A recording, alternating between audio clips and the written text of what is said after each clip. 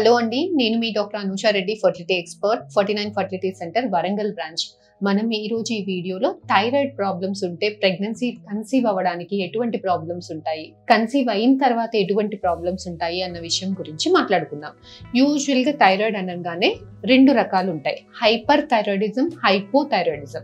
Hyper thyroidism అంటే thyroid గ్రంథి ఏదైతే మెడ దగ్గర ఉంటుందో అది చేయాల్సిన పని కన్నా, చేయాల్సిన హార్మోన్ రిలీజ్ కన్నా ఎక్కువగా రిలీజ్ చేస్తుంది. సో ఇలాంటివి చాలా కొద్ది మందిలో ఉంటాయి. ఎక్కువ మందికి హైపోథైరాయిడిజం అంటే గ్రంథి తను చేయాల్సిన పని కన్నా తక్కువగా పనిచేయడం, అంటే హార్మోన్స్ ఏదైతే రిలీజ్ చేయాలో అది తక్కువగా రిలీజ్ చేస్తుంది. దీన్ని హైపోథైరాయిడిజం అని అంటాం. సో ఇట్లాంటి టైంలో మనకి ఎలా కనుక్కుంటాం మేడం హైపోథైరాయిడిజం ఉన్నప్పుడు కానీ హైపర్ థైరాయిడిజం ఉన్నప్పుడు కానీ ఎటువంటి సిమ్టమ్స్ ఉంటాయి, ప్రెగ్నెన్సీ ప్లాన్ చేసుకునే ముందు మాకు ఎటువంటి సిమ్టమ్స్ ఉంటే మేము డాక్టర్ని వెళ్ళి కన్సల్ట్ అవ్వాలి అన్న విషయం గురించి వస్తే, హైపర్ థైరాయిడిజంలో గ్రంథి ఎక్కువగా పనిచేసినప్పుడు మనకి ఉత్తిగానే నీరసం రావడము, విపరీతమైన స్వెటింగ్ రావడము, ఇలాంటి సిమ్టమ్స్, వెయిట్ లాస్ అవ్వడము, తిన బుద్ధి అవ్వకపోవడం, పీరియడ్స్ ఇర్రెగ్యులర్గా రావడము ఇలాంటివి గమనిస్తాం. కానీ హైపర్ థైరాయిడిజం చాలా కొంతమందిలోనే ఉంటుంది. చాలా మంది పేషెంట్స్కి హైపోథైరాయిడిజం అంటే గ్రంథి చేయాల్సిన పని కన్నా తక్కువగా పనిచేయడం.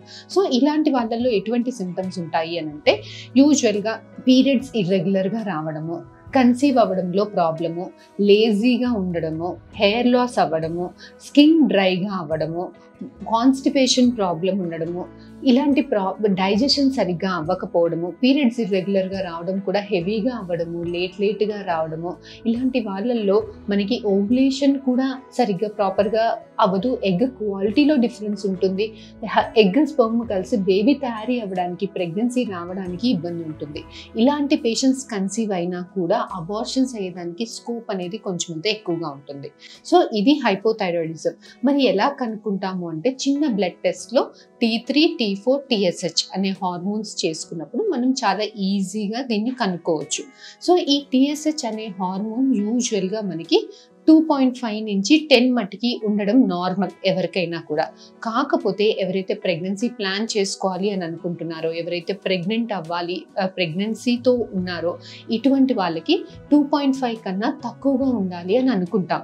ఎందుకు అలాగా అంటే, ప్రెగ్నెంట్ కావాల్సిన ప్రెగ్నెంట్ మదరు తనకే కాకుండా తన బేబీకి కూడా హార్మోన్ సప్లై ఇవ్వాలి. కాబట్టి వీళ్ళల్లో హైపోథైరాయిడిజం రావడానికి స్కోప్ ఎక్కువగా ఉంటుంది.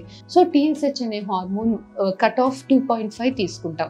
ఎవరైతే ప్రెగ్నెన్సీ ప్లాన్ చేసుకోవాలి అని అనుకుంటున్నారో వాళ్ళ TSH 2.5 నుంచి 5 మధ్యలో ఉన్నప్పుడు దీన్ని సబ్ క్లినికల్ హైపోథైరాయిడిజం అంటాం. సో ఇలాంటి వాళ్ళల్లో నార్మల్, యూజువల్గా ప్రెగ్నెంట్ కాని వాళ్ళకి నార్మల్గా కన్సిడర్ చేసుకున్న వీళ్ళల్లో మాత్రం కొంచెం చిన్న డోస్ ఆఫ్ థైరాయిడ్ హార్మోన్ తీసుకోవాల్సిన అవసరం డెఫినెట్గా ఉంటుందండి. ఎందుకు అంటే, ఇలా తీసుకోలేదు గబుక్కున వాళ్ళు ప్రెగ్నెంట్ అయ్యారు అంటే వాళ్ళకి హైపోథైరాయిడిజం వచ్చేదానికి స్కోప్ ఎక్కువగా ఉంటుంది.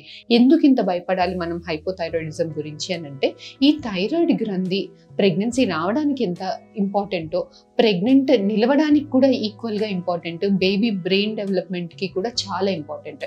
So first baby brain development maximum first 3 monthsలోనే జరుగుతుంది. సో దానికి థైరాయిడ్ హార్మోన్ అనేది చాలా ఇంపార్టెంట్, బేబీ IQస్లో కానీ బ్రెయిన్ డెవలప్మెంట్లో కానీ. సో హైపోథైరాయిడిజం ఉన్నప్పుడు ఫస్ట్ 3 monthsలో అన్డిటెక్టెడ్గా ఉన్నప్పుడు అబార్షన్స్ అయ్యేదానికి స్కోప్ ఎక్కువగా ఉంటుంది. బేబీస్కి కూడా కొంచెం అంతా IQ తక్కువగా ఉండడానికి, బ్రెయిన్ డెవలప్మెంట్ ప్రాబ్లమ్స్ కానీ ఉండేదానికి స్కోప్ అనేది కొంచెం అంతా ఎక్కువగా ఉంటుంది. సో ఇదండి హైపోథైరాయిడిజం గురించి. ఫర్దర్గా మీకు ఇంకా ఏమైనా డౌట్స్ ఉంటే please do come and contact us. We'll definitely get back to you. Thank you.